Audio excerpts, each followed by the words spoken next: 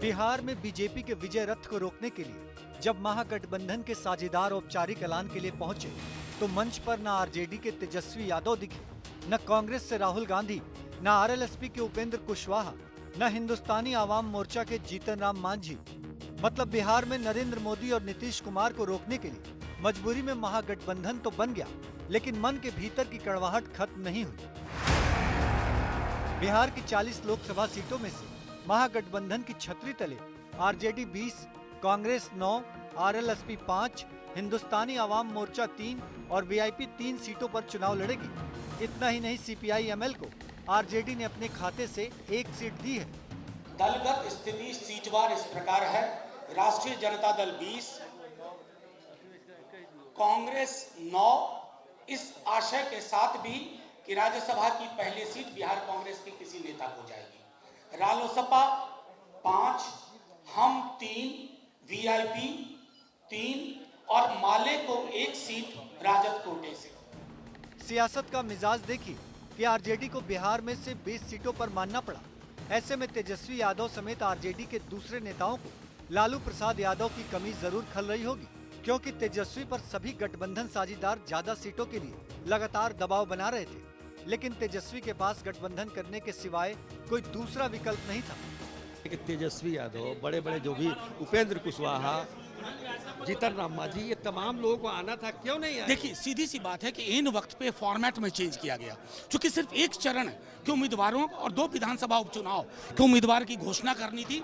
सोचा गया कि वो समग्रता में आगे दिखाया जाएगा, इसलिए महागठबंधन में छोटे दलों को ज्यादा तरजीह दी गई है। उन्हें उम्मीद से ज़्यादा सीटें भी दिख रही हैं, क्योंकि हम बात करें मुकेश सहनी की वीआईपी पार्टी की, वो अभी नई पार्टी है, पहली बार चुनाव लड़ रही है, लेकिन उनसे 3 सीट दिए गए हैं। जबकि जो मांझी की पार्टी है, हम, उसे भी 3 सीट है, आरएलएसपी को 5 सीटें मिली हैं और आरजेडी, जैसा कि पहले ही बताया गया, कि 20 सीटों पर चुनाव लड़ रही है, कांग्रेस 9 सीटों पर चुनाव लड़ रही है।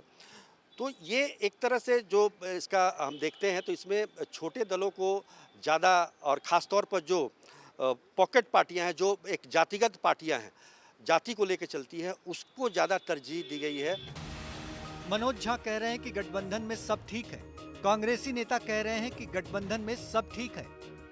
9 सीट के साथ साथ एक जो पहला राज्यसभा का सीट वैकेंसी होगा वो कांग्रेस पार्टी को दिया जाएगा। ये आपके सामने औरंगाबाद सीट आप दे दिए, मतलब मांझी जी को। अभी यहाँ तो जो हुआ आपने सुन लिया, इस पर कोई अभी कमेंट नहीं कर। तेजस्वी यादव नहीं आए आप लोग के साथ? तय हुआ था, आप ही लोग को पता था, हम लोग को तय हुआ। ये जो प्रदेश के अध्यक्ष हैं वही प्रेस कॉन्फ्रेंस करेंगे आज, बाद में वो लोग आके जब सब सलट गया मामला, सब ठीक है।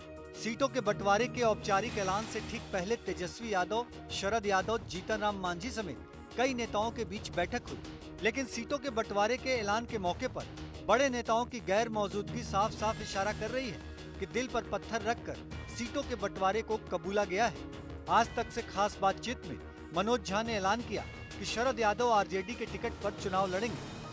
शरद यादव को क्या सीट दी आप लोगों ने? अभी तो नंबर्स में मैं नहीं जाऊंगा, नंबर अभी तय नहीं है। शरद यादव लड़ेंगे ना? अभी तय नहीं है सब। हाँ, हमारे सिंबल पे। आपके सिंबल? हाँ, हाँ। महागठबंधन में नवादा सीट राष्ट्रीय जनता दल के खाते में गई है, तो गया से जीतन राम मांझी ताल ठोकेंगे। नवादा में आरजेडी की ओर से विभा देवी को उम्मीदवार बनाया गया है, तो जमुई लोकसभा सीट में आरएलएसपी के भूदेव चौधरी को उतारने का ऐलान किया है। औरंगाबाद सीट से हिंदुस्तानी आवाम मोर्चा से उपेंद्र प्रसाद को उम्मीदवार बनाया है। महागठबंधन में वोट का गणित तो बैठा लिया है, लेकिन चुनाव सिर्फ गणित से नहीं, रसायन से भी जीता जाता है। अब पूरे देश की नजर बिहार में एनडीए की लिस्ट पर है, उसके बाद ही पता चलेगा कि बिहार में किस सीट पर कैसी टक्कर होगी।